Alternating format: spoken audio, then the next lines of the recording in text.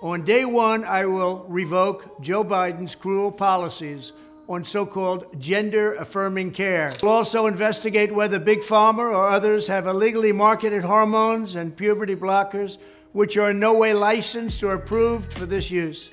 No serious country should be telling its children that they were born with the wrong gender, a concept that was never heard of in all of human history. Nobody's ever heard of this, what's happening today. What happens when the force of truth collides with the insidious tide of woke ideology?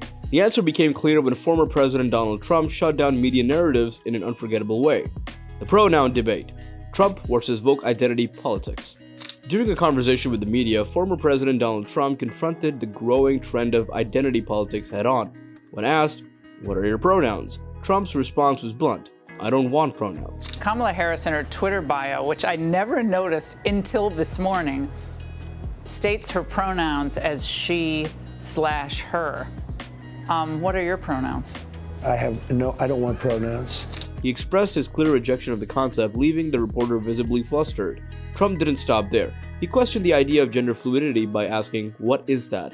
Nobody even knows what it means." In a single remark, he challenged the ambiguity surrounding the concept of gender fluidity, exposing what he perceived as confusion in the movement. I don't want pronouns. I saw that. So you're fluid? What is that? Nobody even knows what that means. Ask her to describe exactly what that means. Well, what is that? Why are people Nobody doing that? knows. Well, what is No, that? because they're going crazy, all right? We have to bring our country back to sanity. For many, this moment served as a clear rejection of a cultural shift they believed was more about social experimentation than real-world solutions. Transgender athletes, a battle for fairness in sports. Trump's stance on transgender athletes was equally forthright. He declared, "We should not allow men to play in women's sports." His comment became a rallying cry for those who believe that allowing transgender women who are biologically male to compete in women's sports undermines fairness. Trump pointed out that many new records are being broken in women's sports by transgender athletes, arguing it's not good for women. And the Democrats are even pushing policies that would destroy women's sports. New records are being broken in women's sports. Hate to say that, ladies, but got a lot of new records. They're being shattered. His remarks resonated with people who saw this issue as not just political, but an ethical question about fairness in competition. It raised an important discussion about how best to balance inclusion with maintaining the integrity of women's sports. Trump's hypothetical as a women's basketball coach, a game changer. In an unexpected twist, Trump added humor to the debate when he envisioned himself as a coach of a women's basketball team composed of male athletes who transitioned to female. "I'd be the greatest women's basketball coach in history," he quipped.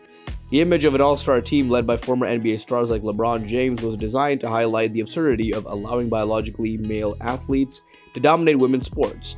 And I'll tell you what, if I were ever, I'd be the greatest women's basketball coach in history. Because I don't like LeBron James. I like Michael Jordan much better. But I'd go up to LeBron James, it doesn't matter. I'd say, "LeBron, did you ever have any desire to be a woman? Because what I'd love you to do is star on my team that I'm building up. I will have the greatest team in history. They'll never lose. Nobody will come within 70 points of this team." Trump's joke wasn't just comedic. It served as a critique of a system that, in his view, prioritized political correctness over fairness and reality. Allen West, a political takedown of woke racial questions. Trump wasn't the only one challenging woke ideology. Republican politician Allen West had a memorable moment when he was asked by a reporter, "Do you identify as black?" Without hesitation, West responded, "Yes, I'm black." However, he quickly pointed out the absurdity of focusing on racial identity in such a question. Do you identify as black?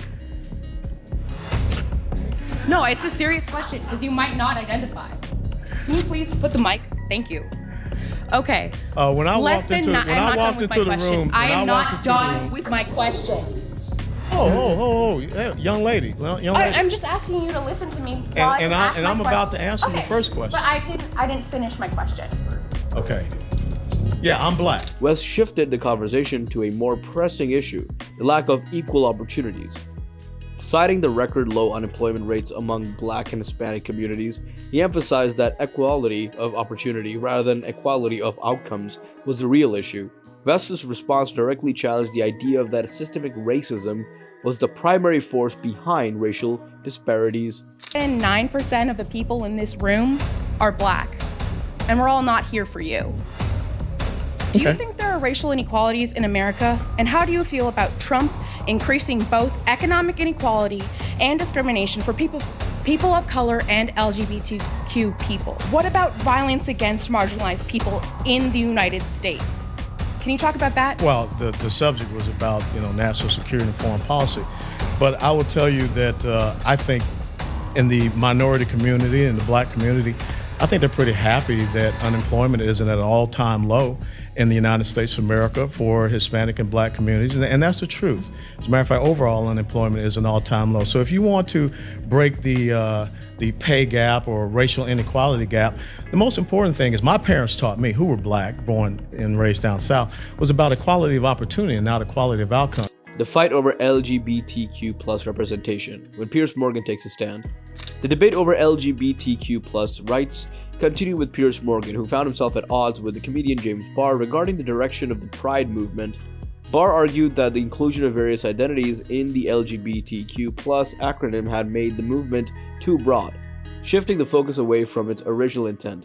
Morgan challenged Barr's position, asking, "Do we need to be that vocal about Pride everywhere? Why should straight people be excluded?" Right, the moment it looks like it's just over the top, like it's everywhere you go, it's pride, pride, pride, pride, pride. Do we need to be that exuberant about it? Are you blaming gay people for that? I mean, no! It's our fault the companies... Honestly, I don't care what sexuality anybody is. I don't think most people do anymore. Right, so what is the problem then? Why are you so triggered by a flag? It's a rainbow flag. You mentioned Regent Street. I'm not triggered by a rainbow flag. I'm triggered by the fact that everywhere I go for a calendar month, everything has to be a rainbow flag.